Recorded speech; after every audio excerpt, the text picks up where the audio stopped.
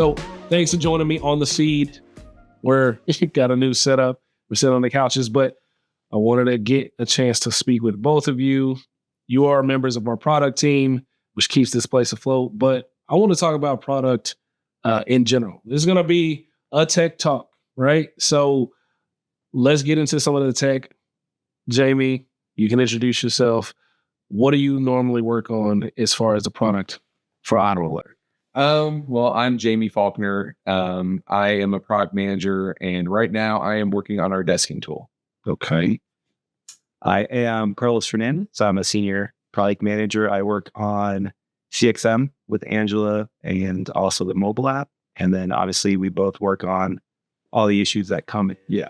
I was going to say, you got to work on everything else too. Yeah. So. But we have specialties. Yeah. So, but we work a little bit on everything. Okay, perfect. So, take me down into the deep water, right? I don't know everything about products. I touch it a lot. I click a lot of buttons. I call Carlos all the time. Hey, have you ever thought about this? Have you thought about this? I am the half feature request guy. So I have yet to follow the full feature request process, but I do like getting my idea just to confirm that I'm not stupid. Like, hey, that was a good idea, right? Yeah. Cool. Great. You don't have to do it. I just needed to know. Yeah. She was going to go home and tell my wife, like, yeah, I did a thing halfway today. Play joke.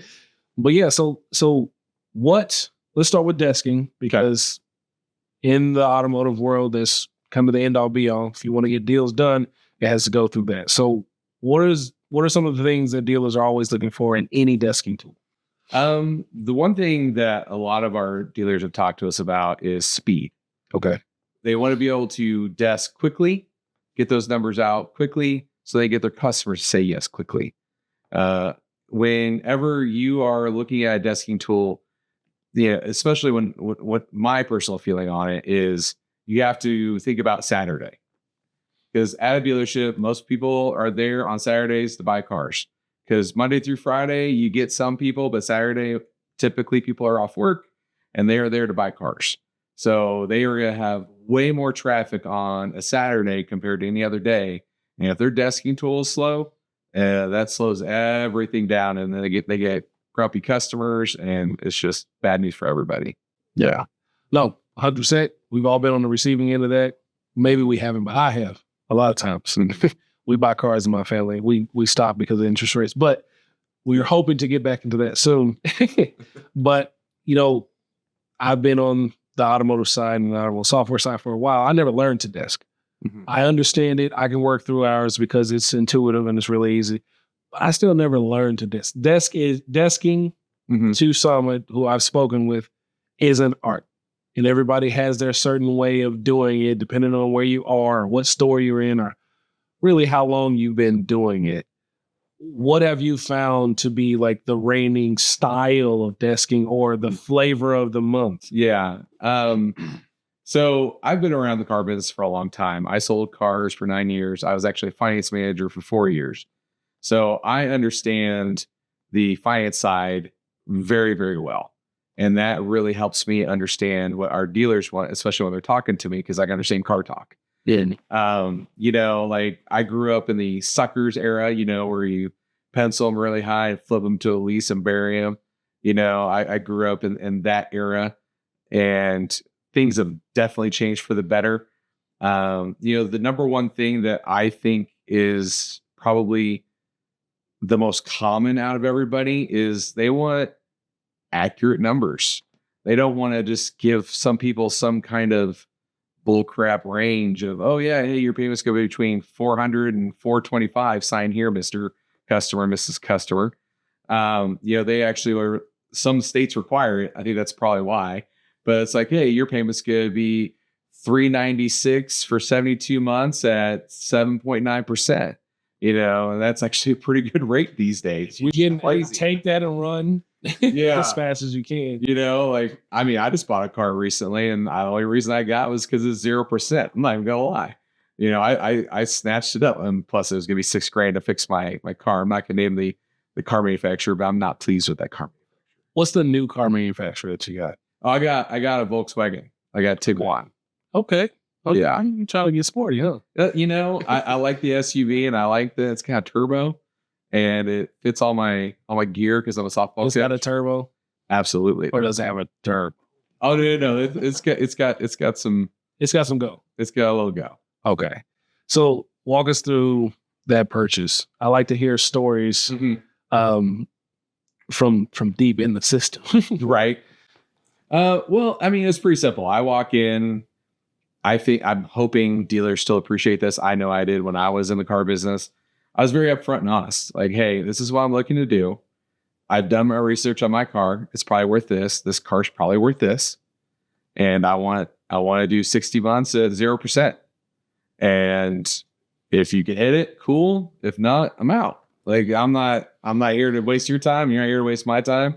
I'm trying to be honest. And of course, in typical car fashion, I lowballed them by like $2,000 of what I was really wanting to get to, because I know that they're going to raise me up too. Like, I'm not dumb. Even when I do it, I know there's a little give and take. Yeah. And I knew that, and I 100% got the deal I wanted, and I was very excited about it. Now, because you went in there knowing what you know, you set it up to win, right? You set it up so everybody can win, Yeah. right? And I think that's a valuable lesson. So anybody that doesn't know this yet, you definitely need to set yourself up for the win, but set the business up for the win. Oh yeah, let me jump in. Yeah. So obviously Jamie has F&I experience and he knows about what happens behind closed doors. Obviously now I've had a window into that world. Hey, bud. I purchased cars prior to knowing all this information. And there are times that, and we were talking about this the other day, that I left the dealership feeling super happy and like I've just won something, but not going in prepared. And we, obviously Andrew was talking about it at the all hands about how we have to prepare and practice and do all the things we need to do beforehand to actually then have a game plan when we're going in there. Well, not me. Going buying cars. I'm going in there being like, oh, how many, the terms, I don't know. I'll do whatever. Or the price. He's like, are you okay with this price? I'm like, man, that looks like a good deal. And I'm just like, sure, perfect.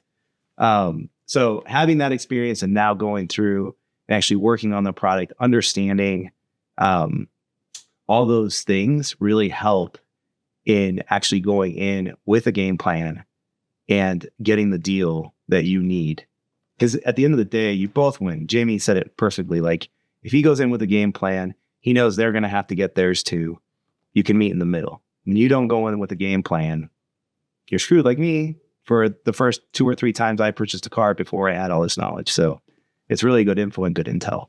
Yeah. And honestly, a lot of the buyers today do all their research and everything. So they are very close. I mean, I feel like I'm the average person nowadays. Like, you always go and Google look or whatever to look at the value of your car. You go onto these other sites, see what that car is selling for. So you have a good idea. But the thing is at the end of the day, their business, they got to make money. And I don't want them to make as much as on me as they're going to make on the next person, but I still want them to make money because I still go there for service and be a valuable customer in that aspect. But yeah, I don't want them to make it all up front. Yeah. And I mean, I want you to be around so you can take care of me again. Exactly. And I'm going to push back. You're not the average person. I got family members still calling me or not calling and then saying like, hey, I'm at the dealership. Why are you there? If you don't know what you want, don't be there. So tell me about the time. How much time was expended during this process? Well, the research was hours. But actually at the store, even with me knowing my game plan and everything, it still took a strong 4 hours. Okay. 4 hours is a good number. I'm going to tell you straight, that's a good number. It's still a long, long time considering you just wanted to give them your money. Yep. You knew exactly what it was. You gave them the exact deal to work on. And we're still 4 hours down the hole. Let me guess some of the longer portions. Okay. I'm going to assume you took a test drive. Yep. But getting ready and prepared for the before and after that test drive maybe added some time. Yeah.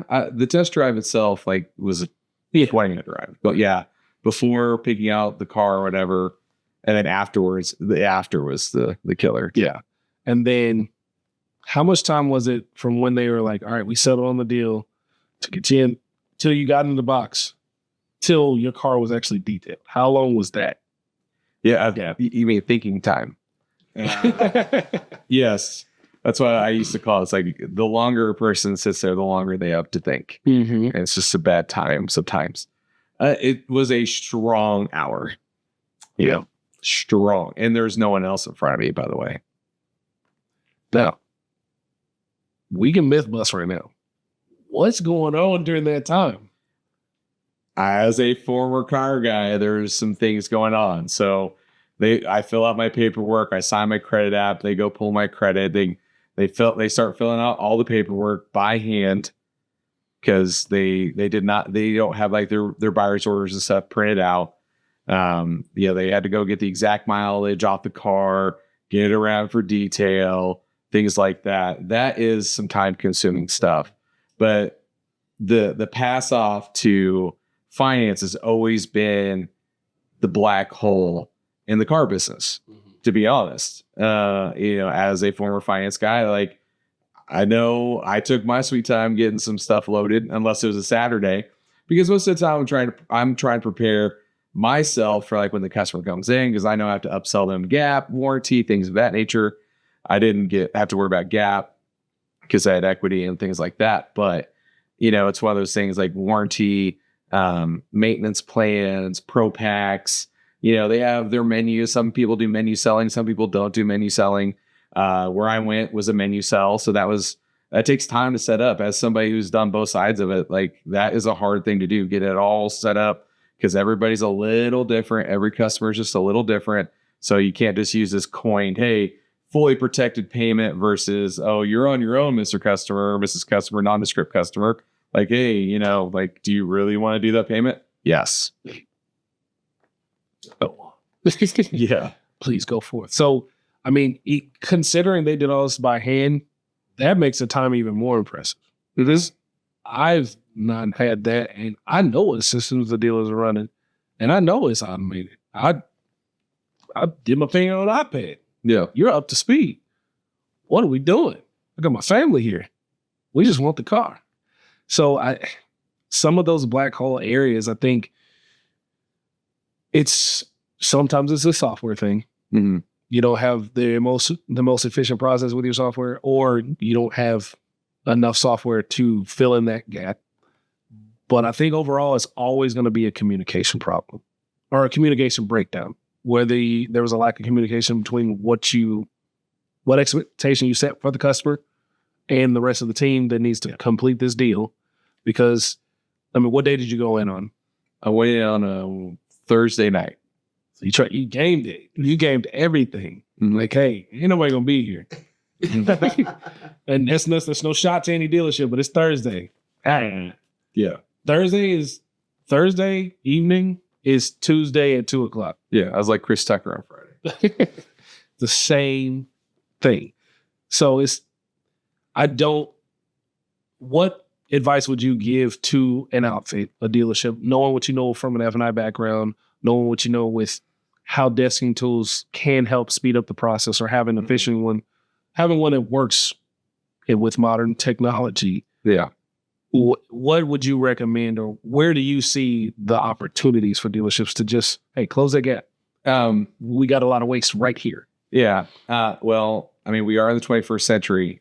So printing out your forms and everything directly from your desking tool, having form packets and things of that nature are vital. I think that makes a lot of sense for speed. Getting your finance manager out of their box and out there talking to the person so they understand that, hey, you're next. Hey, I'm working with you. Yeah. Is this going to be a little bit? While I'm doing that, hey, do you guys want anything to drink? Oh, by the way, on your last car, did you have to get extended warranty? I'm just writing some stuff up, just like planting seeds, and I've been at a couple stores that do that, and it's freaking awesome when they nail that process down, because it doesn't feel like it's an hour long. No, it feels like it's like 20 minutes. The clock starts over. Yeah. If you touch me, the clock started over. Yeah. And it's like, oh, they care about me. Right. Oh, they didn't forget. Yeah. They know I was sitting here. Oh, need one there's no warranty. Man, you brought snacks for my kids? Yeah. They're so nice here. They didn't just give me a bottle of water. They gave me a soda, guys. Yeah. Yeah. So I think that's definitely important. something that always sticks out to me is, all right, I said yes, I'm in queue. What are y'all doing with my car? What are y'all doing with both cars? I seldomly ever go in there with just needing one car. So what are you doing with both of my vehicles? And why are you waiting until after I'm finished with F&I to start that process? Yeah, I was lucky. The place I went to, which is a phenomenal store, I'm not going to name drop them, but they're local. I think I know what store. And they did an excellent job. They got my car right back, and they were already detailing it, because they already had an idea. And then we just had to take stuff off of my car and out of my car.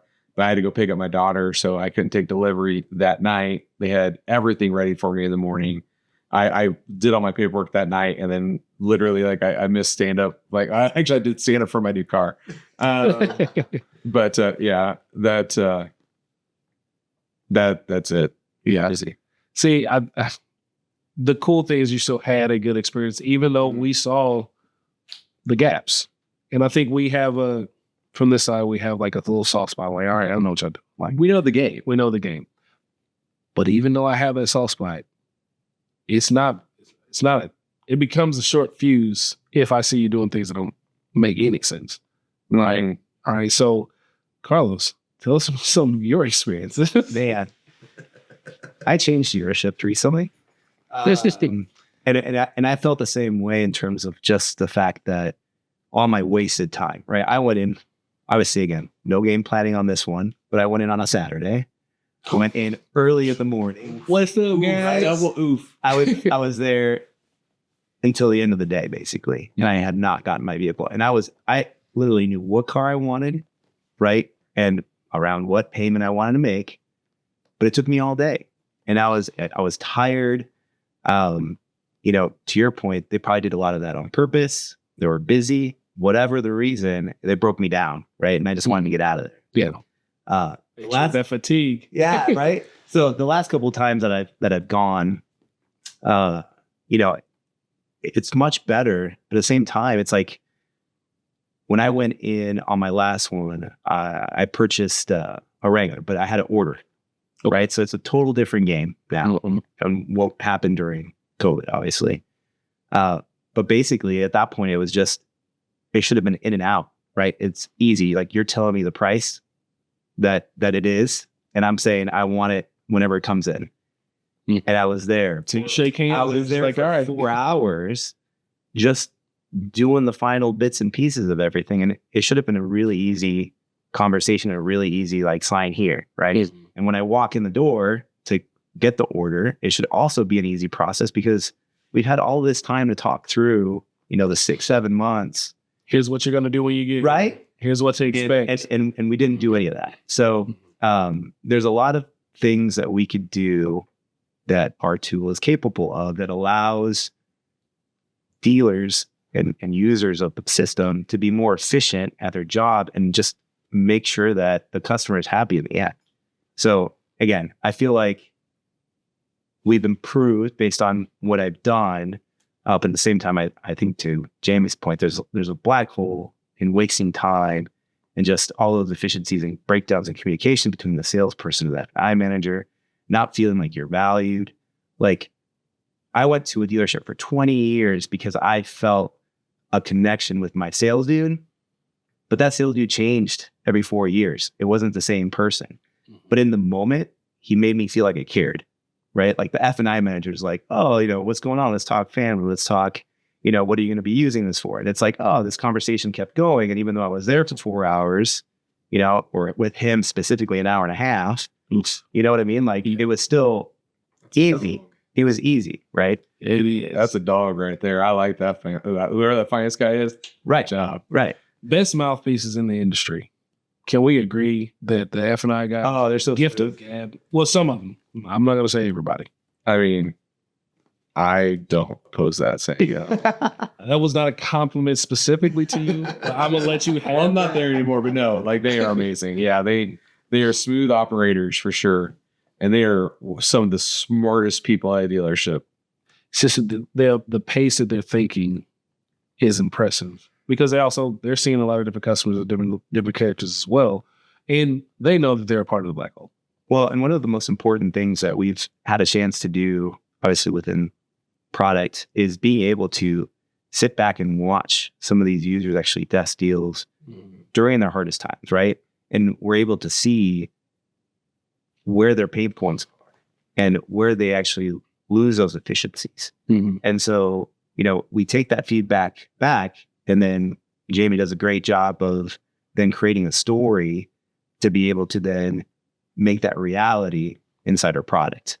And, compliments to Jamie on just making sure that when we do those outings and when we go to dealerships and when we do talk to people, he's there gaining all this information that is super valuable, that if you're just doing this you're just sitting down and just trying to type up a story or trying to go off of just what you'd miss all the little things that makes it so important to actually have a product that the user's actually going to use and be efficient. Like I remember going in there and thinking, we went down to Dallas, shoe store, Saturday, behind the desk, and my mouth is just like, wow, they're doing deals. They're like, they're doing this action. Like, go do that. Let's go do this. Multiple computers, and if you slow them down, that's business, right?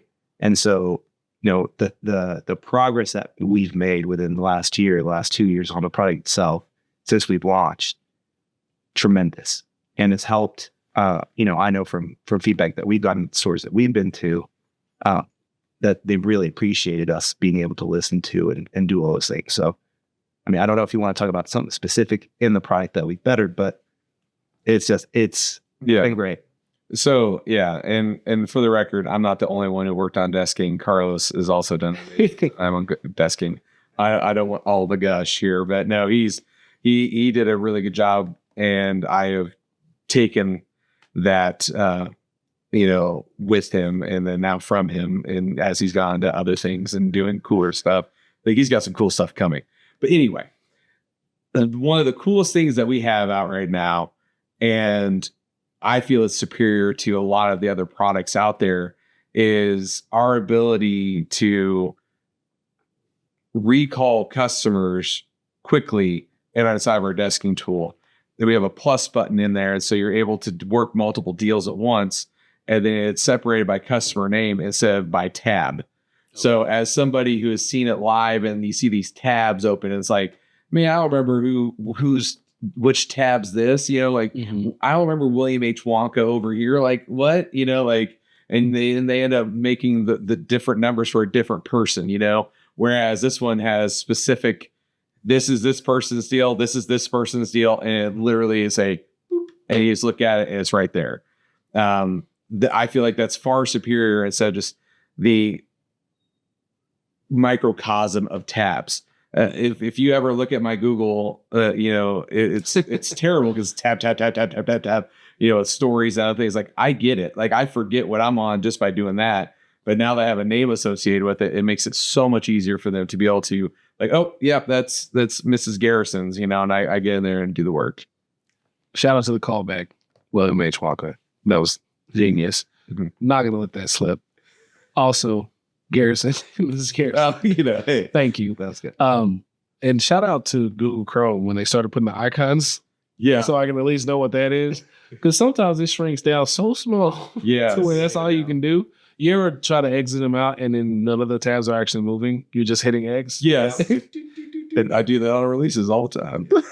Because we have so many things going out. Yeah, Mark's off camera right now and he is cringing because he's seen my computer. I have 47 tabs open right now. So in some just floating windows. Yeah, but do you remember which one's which? Just by looking? No, I have to do the scroll. Yes. Let me swipe. And does that take you time? Yes, there's swipes, there's clicks. Once I get to the right set of windows, I have to get to the other one. So I can only imagine what that would look like when I'm working on somebody's financial information. Yeah.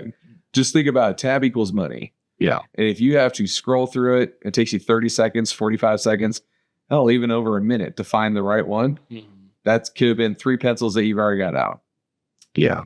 One of the things that as a team and as product, and one of the things that Angela has really driven in us the last 18 months has been that usability. I mean, a lot of the feedback that we're getting now or that we had gotten in the past was there's too many clicks.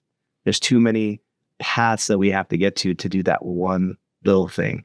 And, you know, she's done a great job for us to start rethinking our UI. The functionality is all there now, right? Like pain points of 2 years ago, 3 years ago, we need the functionality to work and just be there. Great, we got that. Now it's time to be more user-centric, make sure that those click paths are easier. And I think that with the products that are coming out and the changes and the updates that we're making to the actual UIs in the near future, I think you'll start seeing that feedback provide that value for that user so that you don't have to go on an excursion to try to do your work. This is your quest for today. Oh, yeah. Oh, yeah. So You've got a customer and service drive. yeah. What are you going to do about it?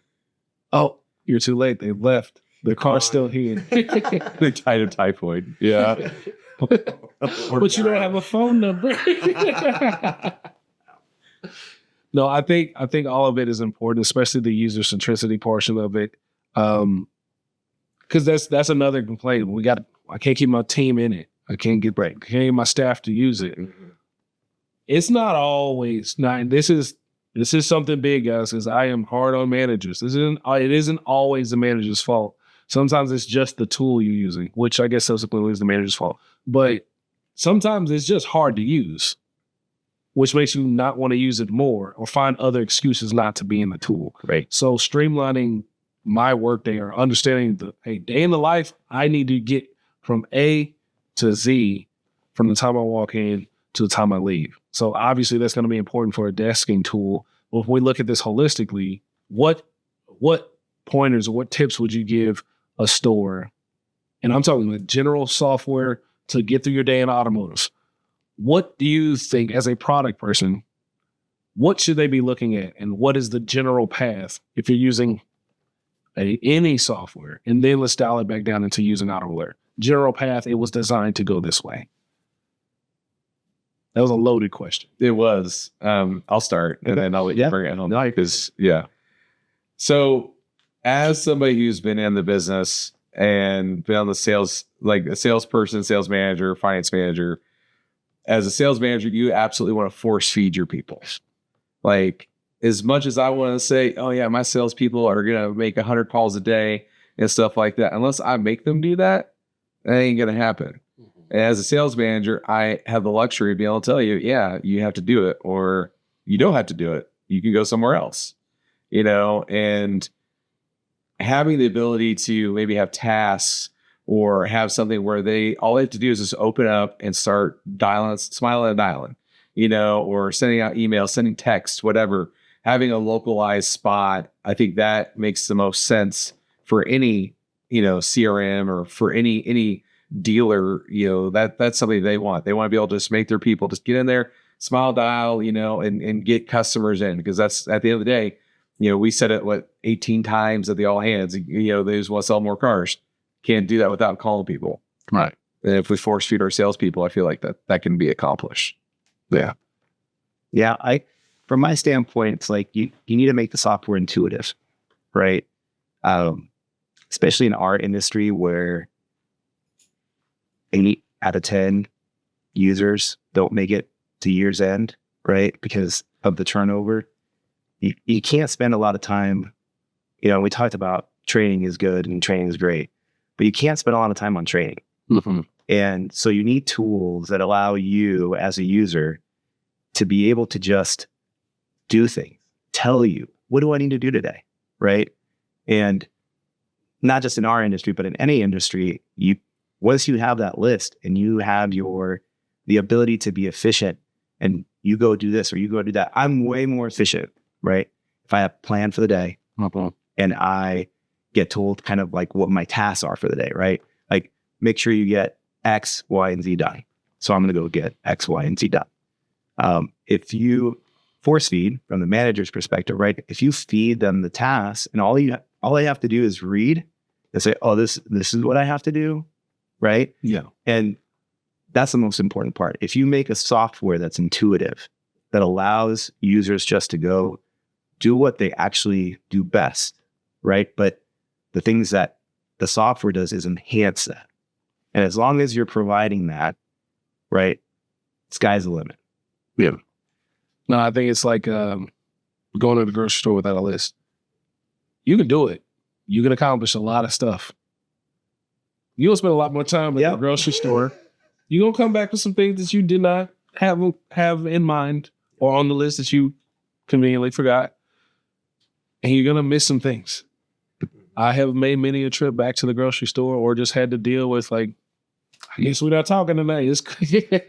I miss things and I have a list. Yeah. I miss things and I have a list. Right? So, And you know what? I think genetically or whatever, I think we're predisposed to miss something. It doesn't matter if it's on the list. I think that's just how we're wired. We're not going to get everything on the list. So I'm just saying this out there in the void for everybody who's going through this right now. It's okay that you missed that thing on the list. Yeah. You can order it. You can order it on your phone now. It's fine, everybody. That's a free ad for anybody who does pick up, delivery, any of that. It's okay. And you can probably get it to your house within an hour. It's going to be fine. But I think that's a good kind of note to kind of pull this all together.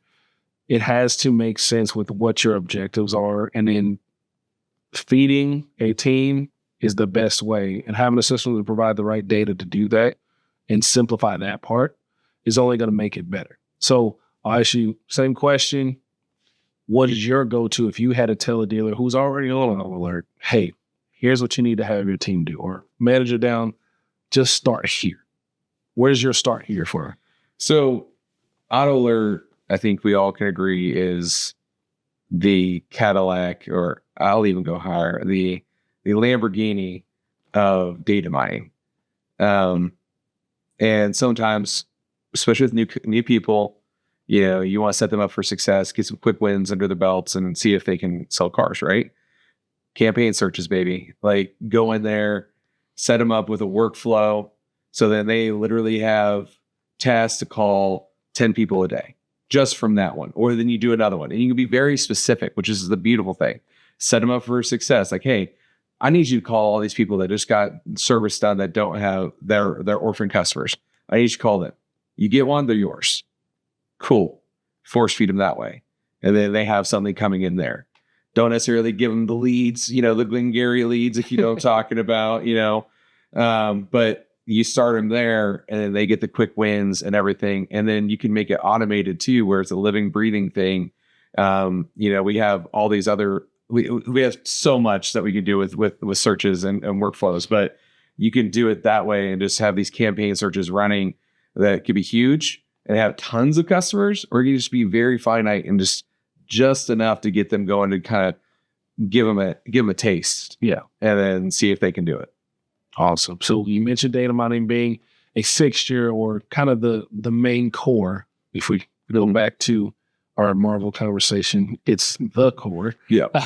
Yeah. But above that, right, from the core, expanding out to where we are now with CRM, what would you tell a dealer who predicates his whole day on CRM? If you're using AutoAlert's CXM, again, are we still starting campaigns, or are we letting those campaigns drive everything else that happens in that day?